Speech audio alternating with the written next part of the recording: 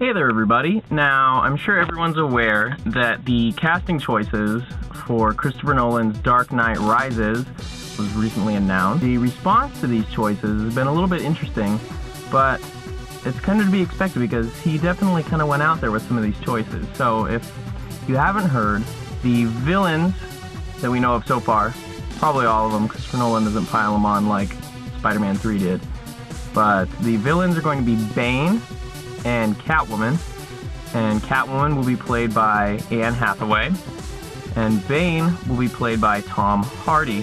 I'm pretty excited for this. I loved The Dark Knight. I liked Batman Begins. I didn't love it. I really didn't. I thought it was pretty cool, but I just thought there were certain problems with it, and I don't know. It didn't have that rewatchability factor that Dark Knight did. But with Christopher Nolan's track record as of late, between Dark Knight and Inception, he's got the ball's rolling. The ball's there. And ball's doing a great job making movies, that's what I'll say.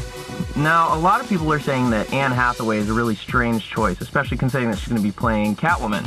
And Catwoman is usually depicted as a very kind of sex symbol sort of character, like with skin-tight leather catsuit, stuff like that. She's usually just kind of a sex pot sort of character. And Anne Hathaway really doesn't hold that connotation for a lot of people. So most people are viewing this as a kind of a weird left field sort of choice. Now, it's just kind of funny that this is happening again, because when Heath Ledger was announced for the Joker part in The Dark Knight a few years back, there was a lot of skepticism, and a lot of people were like, oh my god, he was the gay cowboy in Brokeback Mountain. He can't be the Joker, he's gonna ruin it, it's gonna be terrible. And then the movie came out, and all the skepticism was completely blown out of the water because of Ledger's incredible performance. I mean, simply put, there's even the people that prefer the Nicholson Joker, which they're out there. I mean, it's just a matter of preference.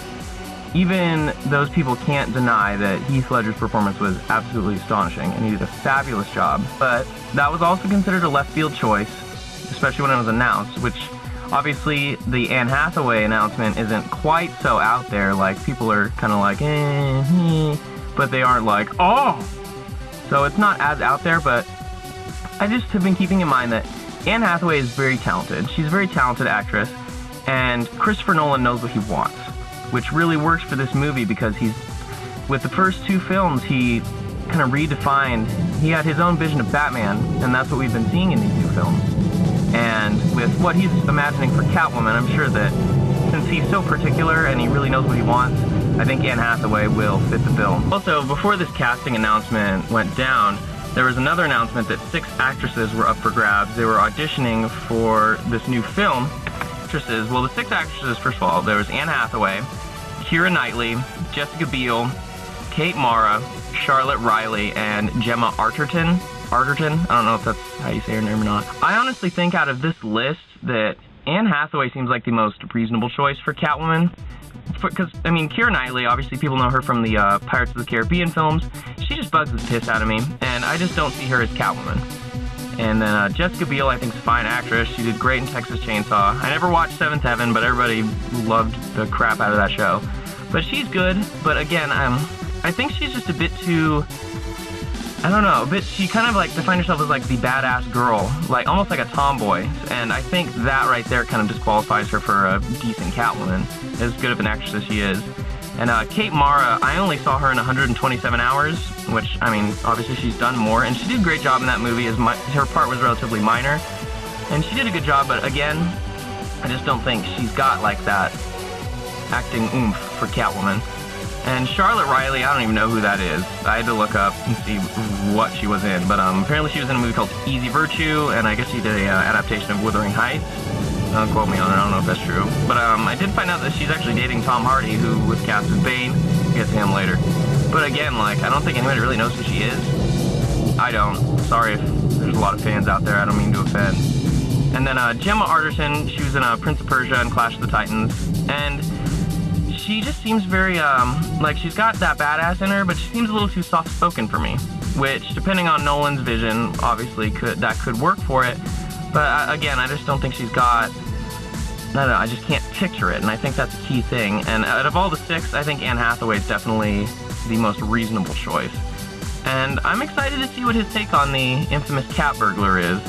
And just considering how he's reworked all these other classic villains, I'm really excited to see what he does with this, and I'm really excited to see how he pushes Anne Hathaway and how she, you know, brings the part to life. The second announcement is Tom Hardy as Bane, and Bane is obviously known as like the giant, brutish, huge, almost wrestler-looking villain.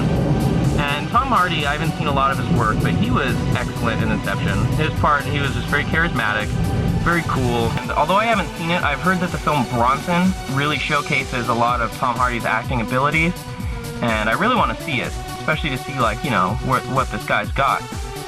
Every version of Bane, he's really big. He's like giant, huge, muscular, like Brock Lesnar status, if not bigger, and, you know, a little more of a neck. But Tom Hardy is a big guy. I wouldn't want to fight the guy, but he's not huge by any means. I mean, he's in good shape, but he's not like, oh.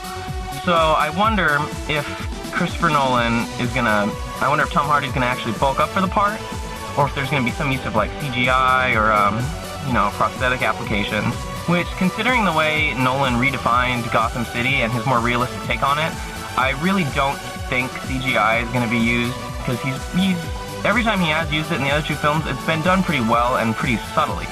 And usually for things that, you know, it would be a much bigger undertaking, like the helicopter tripwire in Dark Knight and whatnot. And I think prosthetics would I think that would push it to a silly level, almost like the Mr. Hyde prosthetics from League of Extraordinary Gentlemen, where you're looking at it on screen and you're like, damn, this is silly as shit. And I think that with the world that Nolan's created, it would not work, and that's just my opinion.